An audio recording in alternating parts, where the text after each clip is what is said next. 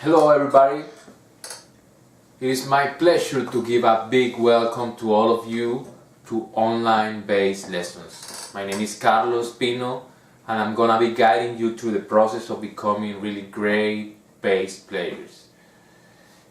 For these lessons we're gonna be going back to the basics, to the beginning. It doesn't matter that you're already a player and you can play and you have wonderful technique, it's good. You still are gonna benefit from these exercises and you're gonna benefit from going back to the beginning and review all these concepts, because it's gonna make your technique stronger and solid. It's gonna make your foundation as a bass player. It's like when you have a building, you're gonna have the foundation and then your building is gonna be strong. If your foundation is not good, then your building is gonna go down. So this is something good for the people that already can play and for the people that are just beginners. Because the beginners, when the first time you grab this instrument, you just grab it and play it the way you can, and that's good, that's fine.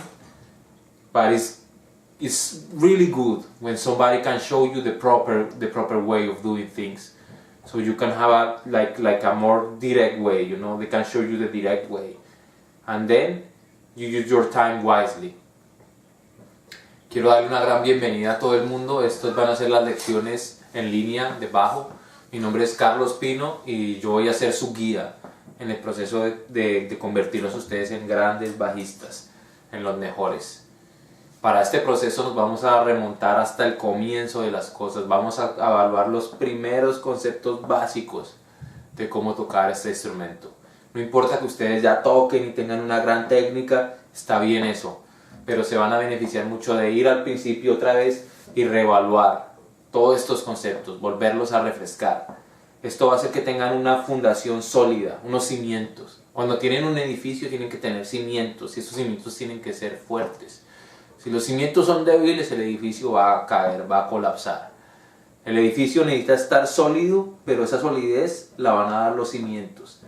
Y estos ejercicios van a ser buenos para la persona que ya está tocando, que tiene un nivel medio, que ya está tocando, que ya tiene un nivel profesional. Para todo el mundo van a ser útiles, porque es la manera como vamos a refrescar todo esto que llevamos haciendo por años. Y para el que está apenas empezando es muy efectivo, porque la primera vez que nos enfrentamos a este instrumento sencillamente lo cogemos y sí, tomamos el bajo y lo tocamos de la manera que podemos y eso está muy bien, pero qué bueno que alguien nos pueda enseñar una manera correcta de hacer las cosas, para poder ir directo, para poder ahorrarnos tiempo en descifrar todas estas cosas.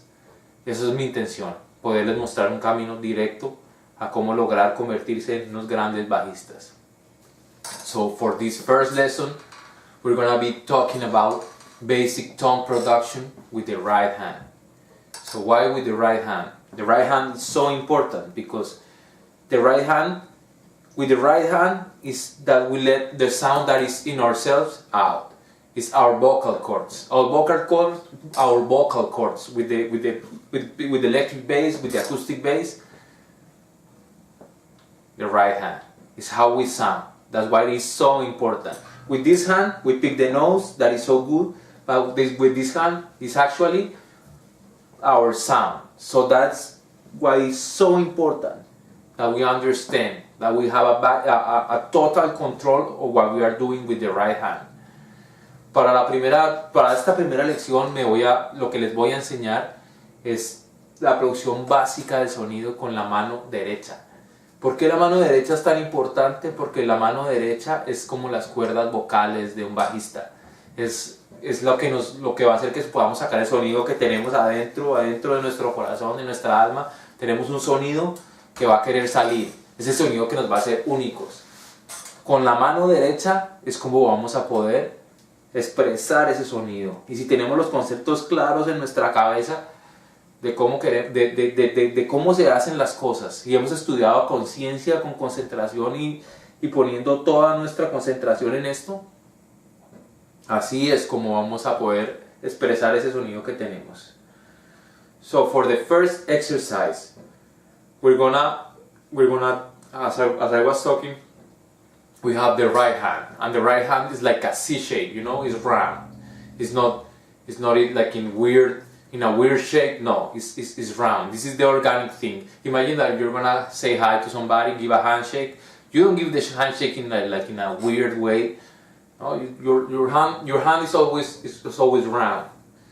That's the same thing for playing. You want to keep your hand round. Like if imagine that you're gonna grab like here. For example, I have this bottle. You're gonna grab it, and it's round. You're not gonna grab this bottle of water in a weird way. No, it's round. This is so important. So now you have your C shape, and you place it on the base, and this is the thing that is important. Your thumb is gonna be sitting here on the pickup. You know, your thumb here. You're gonna have all different kind of basses. Maybe your bass have 2 pickups. My bass have just 1. It's okay. And you're gonna use both, and you're gonna play all over the place. But we're not gonna talk about that right now. What we're gonna talk about right now is how to produce the sound. And for that, thumb here on the pickup, and that way we will have access to all the strings. Sometimes the thumb will go here on the E string, sometimes even here on the A string, but most of the time, 90% of the time, thumb is gonna be sitting here on the pickup. Para este ejercicio nos vamos a enfocar en la forma C, la forma C que les estaba diciendo, como agarrar la botella de agua y la vamos a poner aquí en el instrumento. El pulgar es el que nos va a ayudar a poner todo el peso, porque tenemos mucho peso en el brazo. Esto lo vamos a ver también con el contrabajo. Tenemos una gran cantidad de peso en el brazo que necesitamos que el peso nos ayude a tocar. No tocamos con los músculos. Los músculos ayudan, pero no son la principal. Lo principal es el peso, y esto lo vamos a ver claramente cuando lo explique con el contrabajo. Pero ahorita estamos con el bajo eléctrico y les voy a explicar por qué es tan importante que la mano se sitúe aquí en el pulgar. Si ustedes tienen un instrumento que tiene dos micrófonos, está bien, los van a utilizar los dos, o van a tocar aquí cerca del puente o aquí. Eso todo lo vamos a discutir en posteriores videos. Pero por ahora lo importante es que ustedes se enfoquen en tener su forma C curva y se sitúen aquí en el micrófono. El pulgar, la mayoría de las veces, el 90% va a estar situado acá. Algunas veces va a ir aquí a la cuerda, en la cuerda Mi. Algunas veces va a estar aquí en la cuerda La, pero la gran mayoría de las veces va a estar acá encima del micrófono. Entonces el ejercicio es el siguiente. We're going to use the metronome. If you don't have a metronome, go online, use metronome online. I use this metronome. It's so nice because it has a tuner, it's a chord, and I use it, you know. But you have to use whatever you have. You cannot have excuses that, hey, I don't have a metronome, so I cannot practice with metronome. No, you have to practice with metronome, because the work of the job of the bass player is to make everybody else sound good. And you cannot make nobody sound good if you don't have a good tempo, if you don't have good relaxation, and if you don't have a good sound. You cannot make, even if you want it, even if it's in your soul that you want to make everybody sound good, you will never achieve it, because you need to have these things. And for having those things, you need to practice. You need to be aware. Para tener esas cosas necesitamos practicar, necesitamos tener conciencia. Esto es importante, conciencia de lo que estamos haciendo. Para poder después entregarnos a la música y no pensar en esto, a la hora de practicar tiene que haber mucha conciencia. Esto es algo en lo que voy a insistir a lo largo de todos los videos que voy a hacer. Es el grado de conciencia que hay que tener cuando estamos practicando. So the first exercise, we're going to use the metronome in 60. I really love 60 because 60 is organic. 60 is like 60 seconds in 1 minute, 60 minutes in 1 hour. So that's the way, as human beings, that's the most organic tempo that we can feel. And this is going to help us to breathe. And when we breathe, we sound relaxed. And when we sound relaxed, we sound good. It's simple as that. Cuando respiramos vamos a sonar relajados, y cuando sonamos relajados vamos a sonar bien. El sonido va a estar bien. Y el sonido va a ser algo que va a hacer que todo el mundo se sienta bien, que el baterista se sienta bien, que el guitarrista se sienta bien, el cantante se siente bien, y más importante, la gente que está recibiendo la música, si están bailando, se tienen que sentir bien, se tienen que sentir relajados. Nadie va a bailar si se siente tenso. Este es el instrumento que hace que la gente baile. Si tú quieres hacer que la gente baile, tienes tú que estar bailando por dentro, no importa si no te mueves, pero por dentro tú tienes que estar en ese movimiento, en esa onda, en ese flow, en ese groove. So the exercise is simple, but it doesn't mean that it's easy. It's simple because it's just, we're gonna play very basic things, but I want you to really focus on what we are doing and achieving the best sound that you can. Sound even with both fingers. So have this in your mind. This is gonna be your 1. The index finger is gonna be your finger number 1. Middle finger is gonna be your finger number 2. 1, 2, and you're gonna always be alternating. 1, 2, 1, 2. Never, of course, later you can do whatever you want, but for now, 1, 2, 1, 2. It's a discipline because we are practicing. We are developing a discipline. So you have to use all your focus, all your energy into that. So don't change, always alternate. So we start with our metronome in 60 and just hit it for a while. Feel the beat. How organic it is. 1, 2, 3, 4.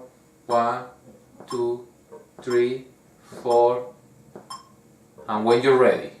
So 1, 2, 3, 4.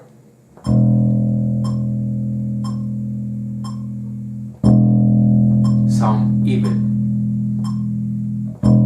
and right on the beat. Then A string right there. Beautiful sound. 2, 3, 4.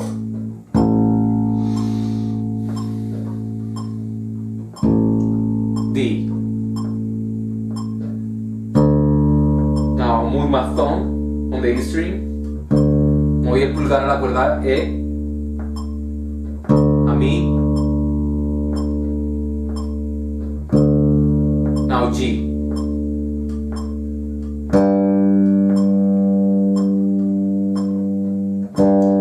But the important thing is to sound even, round. 2, 3, 4.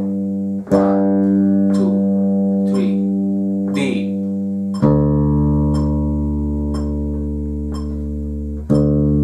Feel the music inside you. Even it's very simple, but this has music. Has a groove. A.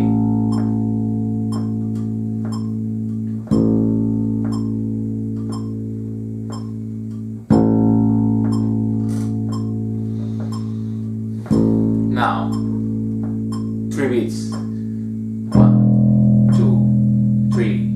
1, 2, 3, 1, 2, A. 1, 2, 3, 1, 2, 3, 1, 2, 3, 1, 2, D. 1, 2, 3, 1. Always on the beat.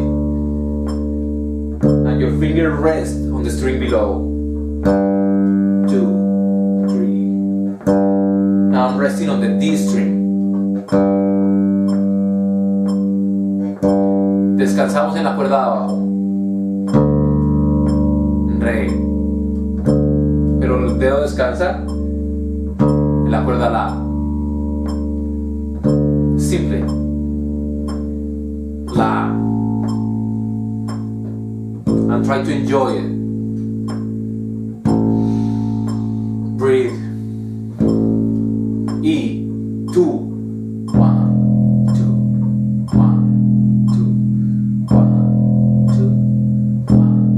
A, 1, 2, 1, 2, 1, 2. D,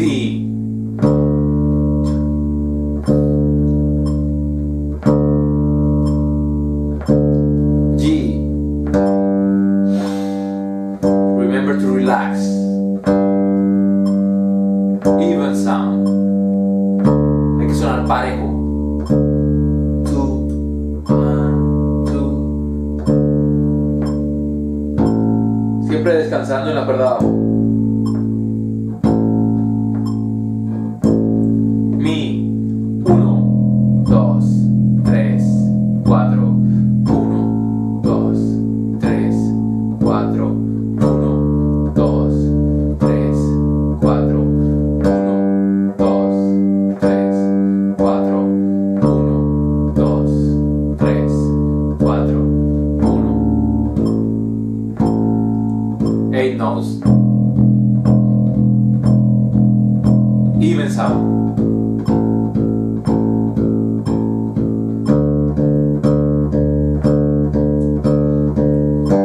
That's it. Very good.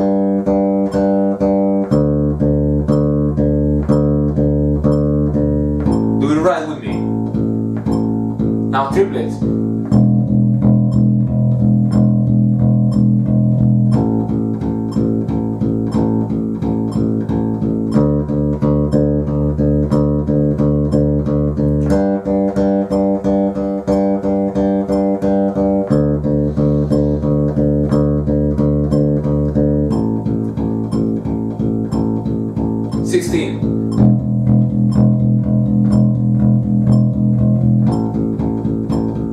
Try to relax